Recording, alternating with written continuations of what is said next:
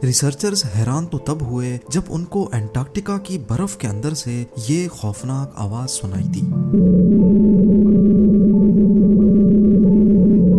हालांकि वो स्टडी तो किसी और चीज पे कर रहे थे, लेकिन इस आवाज ने उनको एक नई बहस में उलझा दिया। हम इंसानों ने जब से एंटार्क्टिका को डिस्कवर किया है, तब से लेकर हम इसकी मिस्ट्रीज में उलझते ही जा रहे हैं। यूरोप से भी 40% बड़ा ये बर्फानी कॉन्टिनेंट करीब 1,36,00,000 स्क्वायर किलोमीटर के एरिया पर फैला हुआ है। यानी इसमें 4 इंडिया या फिर 17 पाकिस्तान जैसे मुल्क फिट आ सकते हैं। एंटार्क्टिका दुनिया का वो वाहिद कॉन्टिनेंट है जिसको अभी तक सबसे कम एक्सप्लोर किया गया है, और उसकी वजह हम सब जानते हैं। जी हाँ, यहाँ की एक्सट्रीम कंडीशंस। पूरी दुनिया में जितनी भी बर्फ है पहाड़ों पर या फिर बड़े बड़े ग्लेशियर्स में, उन सबको इकट्ठा भी कर लिया जाए तो वो एंटार्क्टिका की बर्फ का सिर्फ 10% हिस्सा बनता है। इससे आप अंदाजा लगा सकते हैं कि एंटार्क्टिका की आइस शीट्स कितनी बड़ी है। पिछले लाखों करोड़ों सालों से यहाँ बर्फ लगातार जमा हो रही है, जिसकी गहराई कई मकामात पर 4.7 किलोमीटर तक नोटिस की गई है।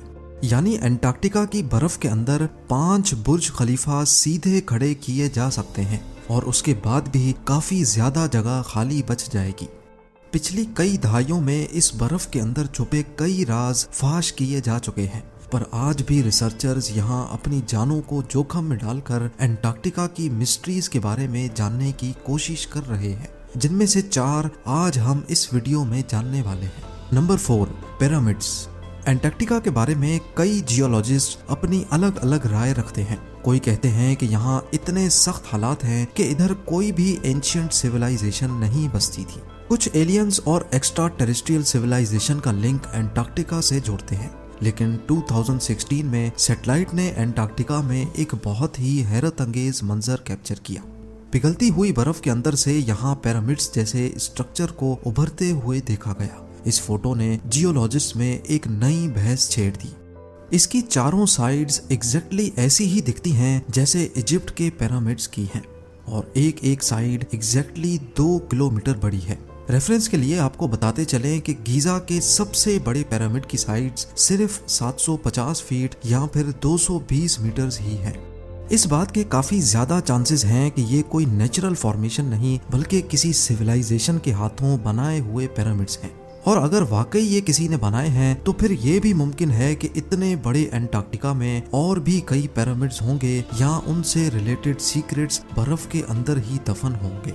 अब अगर 1 सेकंड के लिए इस थ्योरी को सच मान लें तो हमारे जहन में बहुत सारे सवालात जन्म लेते हैं कि आखिर वो कौन लोग थे और इतनी ज्यादा ठंड में उन्होंने ये काम कैसे अंजाम दिया।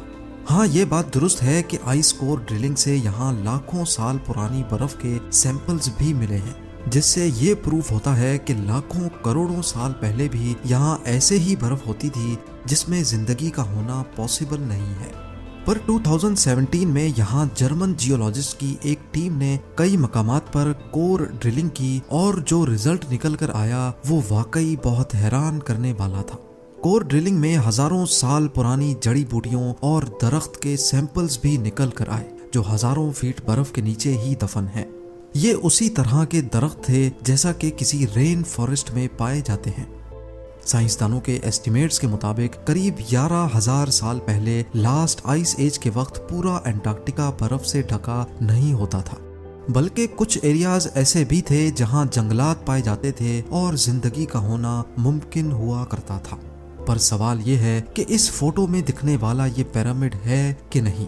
इसको कोई फिजिकली जाकर वहां चेक तो नहीं कर पाया, पर एक बात तो क्लियर हो गई कि एक वक्त ऐसा था जब एंटार्क्टिका भी हरा भरा और जिंदगी से भरपूर होता था। Number 3, strange sound. 2002 में एंटार्क्टिका में एक बहुत बड़ा बर्फ का हिस्सा टूटकर समंदर में शामिल हो गया। लार्सन बी नामी ये आइस शेल्फ 3,250 स्क्वायर किलोमीटर बड़ा और करीब 220 मीटर्स मोटा था। यूं समझ लें कि ये कराची की साइज जितना बर्फ का तोदा था। इतना बड़ा आइस शेल्फ समंदर की नजर होते ही जल्द ही पिघल गया, और जाहिर है उसकी वजह से ओशन के पानी में भी भरपूर इजाफा देखने को मिला। साइंसदानों और रिसर्चर्स ने पहले ये समझा कि शायद ग्लोबल वार्मिंग की वजह से लार्सन भी एंटार्क्टिका से अलग हुआ है। अगली बार ऐसा ना हो और कोई दूसरा आइस शेल्फ एंटार्क्टिका से अलग होकर ओशन का लेवल ना बढ़ाए, इसीलिए रिसर्चर्स की एक टीम ने एंटार्क्टिका के नॉर्थ में रॉस आइस शेल्फ की बर्फ के अंदर 34 सेंसिटिव सेंसर्स लगाए। वो असल में जानना चाहते थे कि किन वजूहात की बिना पर आइस शेल्फ टूटते हैं और उनको कैसे रोका जा सकता है। आपको यहाँ बताते चलें कि जिस तरह डेजर्ट के ड्यून्स होते हैं, इसी तरह एंटार्क्टिका में भी बर्फ के ड्यून्स होते हैं जो कि आइस शेल्फ को कवर करके उनको अच्छी तरह इंसुलेट किए होते हैं। इन सेंसर्स की मदद से आइस शेल्फ की फिजिकल प्रॉपर्टीज और उसके स्ट्रक्चर के बारे में पता लगाया जा रहा था, लेकिन जो रिजल्ट निकल कर सामने आया उसने पूरी साइंटिफिक कम्युनिटी में हलचल सी मचा दी। साइस्मिक डेटा से मालूम पड़ा कि रॉस आइस शेल्फ हर वक्त अपने आप वाइब्रेट कर रहा है और उसके अंदर से ये आवाज सुनाई दे रही थी। इस आवाज की फ्रीक्वेंसी सिर्फ 5 हर्ट्ज है, इसी वजह से ये इंसानी कान डायरेक्टली नहीं सुन सकते, पर सेंसर से आने वाला डाटा साफ साफ इस बात की गवाही दे रहा था कि यहाँ कोई तो ऐसी ताकत है जो इतने बड़े आइस शेल्फ को नॉन स्टॉप वाइब्रेट कर रही है। कई महीनों की रिसर्च के बाद इस आवाज में कुछ बदलाव देखा गया। उसी दौरान ये भी नोटिस किया गया कि मौसम बदलते ही आइस शेल्फ के अंदर से आने वाली आवाज भी बदल जाती है। फिर आखिरकार ये नतीजा निकाला गया कि रॉस आइस शेल्फ में ये आवाज हवाओं की वजह से पैदा होती है। यहाँ की तेज हवाएं जैसे ही अपनी डायरेक्शन चेंज करती हैं तो आइस शेल्फ के अंदर से आने वाली आवाज भी बदल जाती है, ठीक उसी तरह जैसे किसी फ्लूट में हवा कम या ज्यादा फूंकने से उसकी आवाज चेंज होती है। अब रिसर्चर्स इस आवाज को सुनकर अंदाजा लगाते हैं कि आइस शेल्फ के अंदर क्या चल रहा है, उसकी मजबूती कितनी है और वो मेन लैंड से अलग हुआ है कि नहीं। Number 2, under ice lakes. Antarctica की मोटी बर्फ के नीचे किसी भी चीज को इमेजिन करना काफी मुश्किल है, लेकिन हकीकत ये है कि साइंसदानों ने यहाँ कई अंडरग्राउंड लेक्स डिस्कवर की हैं। 1970 में रेडार्स की मदद से एंटार्क्टिका के नीचे पहली लेक डिस्कवर की गई थी। एक एस्टीमेट के मुताबिक अभी तक 400 से भी ज्यादा लेक्स ढूंढी जा चुकी हैं जो पिछले हजारों सालों से बर्फ के नीचे अभी तक फ्रीज नहीं हुई। इनमें सबसे बड़ी लेक वॉस्टॉक है जिसको रशियन साइंटिस्ट ने डिस्कवर किया था। ये ना सिर्फ एंटार्क्टिका की सबसे बड़ी बल्कि वॉल्यूम के हिसाब से दुनिया की तीसरी बड़ी लेक भी मानी जाती है। 3.5 किलोमीटर नीचे पाई जाने वाली इस लेक में से जब सैंपल्स निकाले गए तो इसका पानी -3 डिग्री सेल्सियस होने के बावजूद भी फ्रीज नहीं था और ये पिछले 2 करोड़ साल पुरानी लेक है। 2014 में साइंसदानों को लेक वायलेंस में ऐसे माइक्रो ऑर्गेनिजम्स मिले जो पूरी दुनिया में सिर्फ यहीं पाए जाते हैं। इन नाकाबिले यकीन जानदारों ने ना कभी फ्रेश एयर का मजा चखा है और ना ही कभी सूरज की रोशनी इन तक पहुंची है, लेकिन फिर भी ये अपनी दुनिया बसाए बैठे हैं। पर ऐसा मुमकिन कैसे है? एक्सपर्ट्स का मानना है कि इनकी एनर्जी का मेन सोर्स जमीन से निकलने वाली मीथेन गैस है। और अब नंबर 1, माउंट एरेबस। दुनिया के ठंडे तरीन कॉन्टिनेंट में कोई जगह ऐसी भी होगी जहां आग लगी हो, ऐसा इमेजिन करना भी काफी मुश्किल है। पर हकीकत ये है कि एंटार्क्टिका में कई वॉल्केनोज भी पाए जाते हैं। सिर्फ रॉस आइलैंड पे ही 4 वॉल्केनोज हैं, जिनमें से माउंट एरेबस जीता जागता एक्टिव वॉल्केनो है।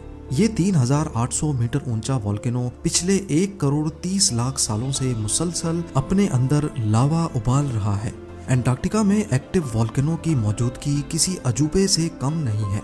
ये एंटार्क्टिका में इतनी रिमोट लोकेशन पे है कि यहाँ तक पहुँचना खतरनाक मौसम की वजह से काफी मुश्किल है। 2013 में पहली बार चंद साइंटिस्ट इस वॉल्केनो पर चढ़ने में कामयाब हुए थे और उन्होंने वॉल्केनो की गर्माइश में कई माइक्रो ऑर्गेनिजम्स को भी जिंदा पाया। ऐसा माना जाता है कि ये अजीब मखलूक पूरी दुनिया में सिर्फ एंटार्क्टिका में ही पाई जाती है।